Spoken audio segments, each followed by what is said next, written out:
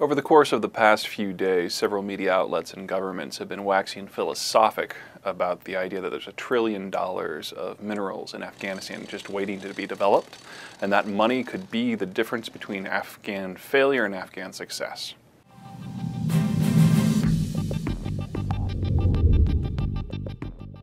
If you're going to develop something like mining, you have to have an extraordinarily cheap and efficient transport network. I mean, you are literally taking rocks out of the ground and transporting them to another location.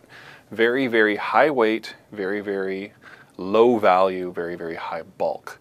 So everything comes down to your ability to transport. Afghanistan is a landlocked state. Afghanistan barely has a road network, much less a rail network.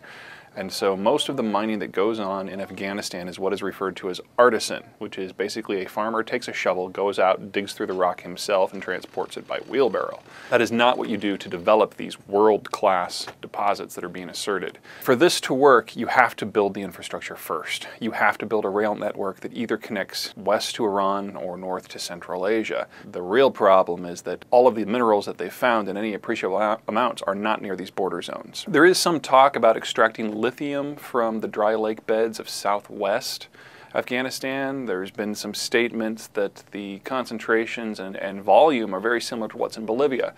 But what that fails to take into account is that Bolivia's lithium is not being developed and it won't be developed. It's too low of concentration, it's too remote, and it's simply cheaper and more feasible to develop deposits that happen to be in Chile at lower elevations and closer to maritime transport.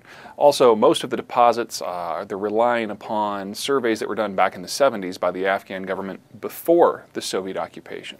Now, DoD is looking to update some of these. There are surveys going on. But at present, there is no data to support that Afghanistan is a gold mine, literally or figuratively, waiting to happen.